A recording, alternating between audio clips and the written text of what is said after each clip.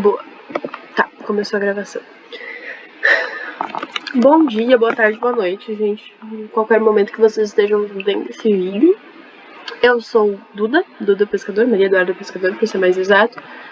Atual gerente de projetos na ITEP Júnior, 2022/2. E agora eu vou conversar um pouquinho com vocês sobre planejamento estratégico e sobre as dores mais comuns que os clientes apresentam quando a gente se trata sobre esse tema. Boa.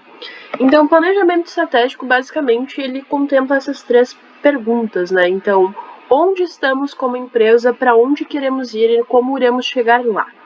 E a gente vende planejamento estratégico para empresas que não conseguem responder essas perguntas. Então, quando elas não fazem sentido, quando a realidade deles não traz a resposta para isso, eles não sabem onde eles estão hoje como empresa, não sabem onde eles querem chegar e como eles vão alcançar esse objetivo. E nesse caso a gente vai aplicar, então, tentar vender, né, e fazer o projeto para planejamento estratégico. Show? Boa. Então, falando um pouco de onde estamos, então, como estamos hoje como empresa, o que nós vendemos e como nós afetamos o cliente. Então, desconhecimento sobre a proposta de valor do seu serviço ou do seu produto, aqui bem relacionado ao Canvas, né, proposta de valor, por exemplo, em que muitas vezes tem algum serviço que não pode estar tão claro para todos os funcionários, não faz tanto sentido, ou os próprios gestores não sabem se aquilo faz sentido para a empresa ou que vai continuar no futuro. Então é uma coisa um pouco mais não tão destrinchada, não tão detalhada, que não faz sentido para sempre. A gente tem o desconhecimento sobre os pontos fortes e fracos da empresa, aqui um clássico SWOT, né, a matriz SWOT, que a gente utiliza bastante. Então, a gente não sabe o que afeta de forma externa e interna dentro da empresa.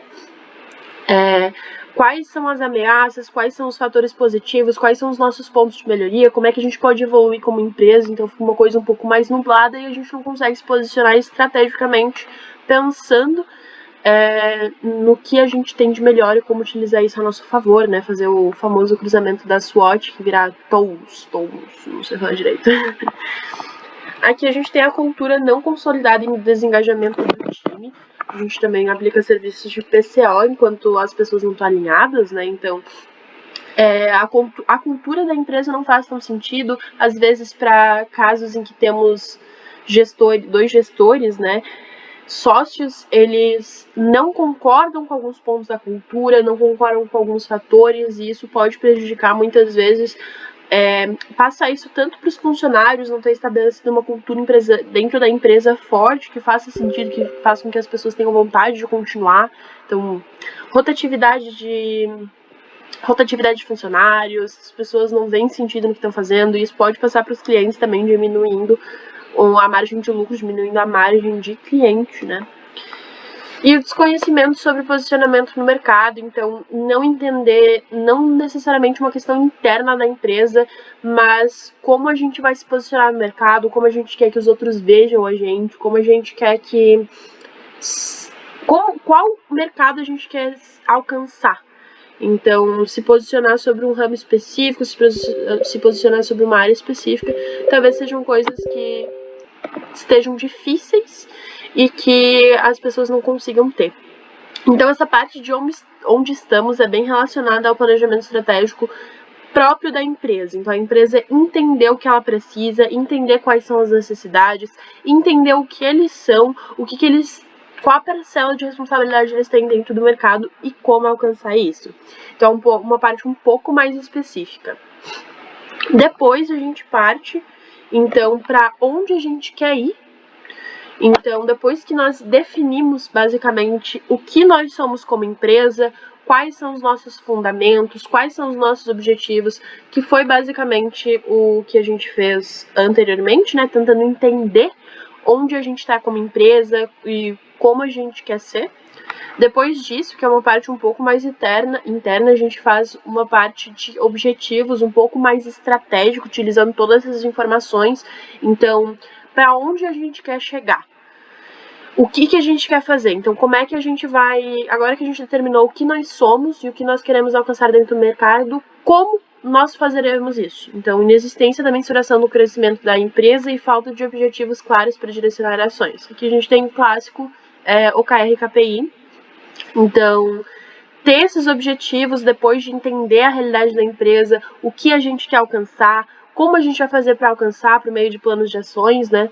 E deixar isso bem direcionado para que a gente consiga ter isso escrito, visualizado, uma coisa fácil de ter, para que não precise se perder de novo para se encontrar, como foi feito na parte de compreensão mais interna, e depois conseguir acompanhar também esses objetivos, né, que depois de definidos claros, conseguir marcar, dar um check, ter um negócio visual que possa classificar o crescimento da empresa, que possa mensurar o crescimento da empresa. Será que a gente está conseguindo bater o que a gente se propôs? Será que a gente está conseguindo alcançar as nossas metas? Será que o nosso crescimento está sendo válido ou a gente está precisando de ajuda? O que está acontecendo? E com isso, tu também consegue agir mais estrategicamente conforme tem uma dor ou não ter. E por fim, como iremos... Opa! E por fim, como iremos... Então, isso vem bem de junção com tudo que foi dito, né? Então, como descobrir o que a gente quer, como fazer o que a gente quer e agora como definir isso certinho, como ter os dados, as estratégias. Então, aqui o como iremos é bem a parte de botar a mão na massa, fazer as atividades, ter os dados.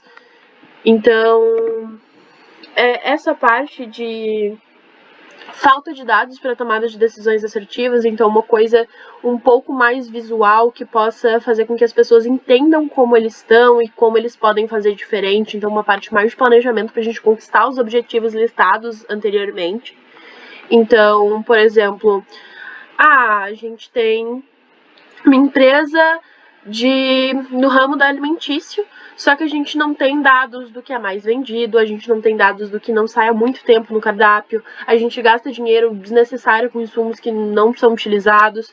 E por que a gente não tem registro desses dados, sabe? Por que a gente não guarda essas coisas para que a gente consiga no futuro, ou no futuro próximo, a gente não consiga fazer uma revisão do cardápio, ver o que ainda faz sentido, o que não faz sentido. Então, falta desses dados para que a gente possa pensar em decisões um pouco mais estratégicas, pensando não só na nossa vontade, mas na realidade do mercado e da nossa clientela, sempre lembrando também do que a empresa é, né? Então, toda aquela análise interna que a gente fez, o que faz sentido pra gente.